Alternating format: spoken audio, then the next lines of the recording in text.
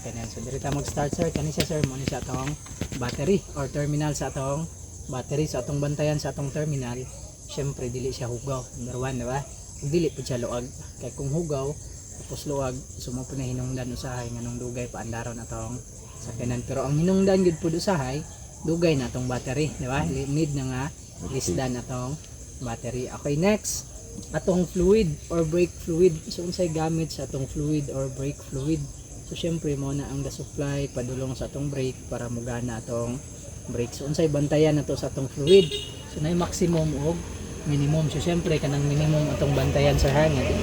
Di mo baba sa minimum o di siya maabot sa minimum kay syempre kung baba siya sa minimum, so kulang na yang supply sa atong brake. So nay possibilities nga mag-malfunction atong brake. So i-check din nato atong fluid. Okay, next mo ni siya atong wiper, washer, reservoir. So pwede lang ni siya sir limpyo nga tubig ha, pero ang uban washer fluids pud ang ginamutang ani. Pero wala tay washer fluids, pwede ra tubig basta limpyo lang siya.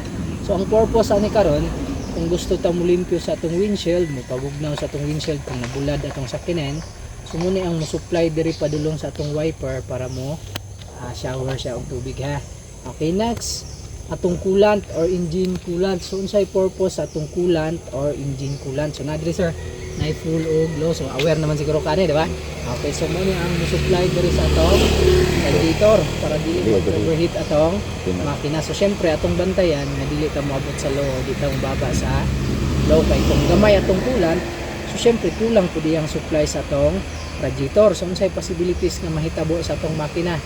So naay possibilities na mag-overheat. So check na atong coolant. Okay, next atong engine oil. So i-check po nato atong engine oil.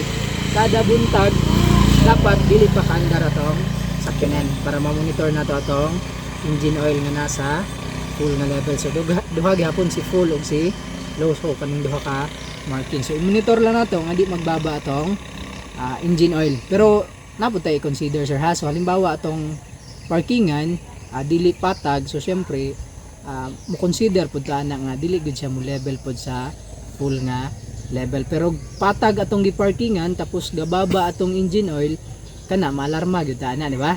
Kay basig nag-leak sa atong makina or nanay diferensya atong makina. So i-check din nato atong engine oil sir ha kada buntag.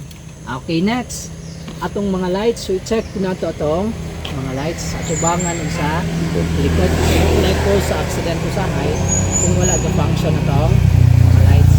Kana. Okay, next atong mga ligid. So check nato atong mga ligid lalo na kung layo-layo atong biyahe. Then ang pinakalas is atong sarili, atong self. So kung natay mga problema na ginaisip pinagmay, so nag-drive ta, pilit sana kay kailangan sa pag-drive focus gid lahi man sa mga hibi kay wa man tay kalaban dito sa kwan, di ba?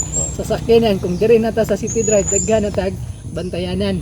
So sa hibi dito ra ta sa kwan, wapo gid kay driver ng hibi. Kung ako sa hibi gid ko mo drive, pero diri mas daghan tag may encounter. So kung kailangan kung mag-drive ta, focus gid, presence of mind gid ta sa atong pag drive. So usbon ako sir ang pinaka basic: battery, fluid, water, coolant, oil, lights, tire, and self. Okay, balik ta sulod sir kaysa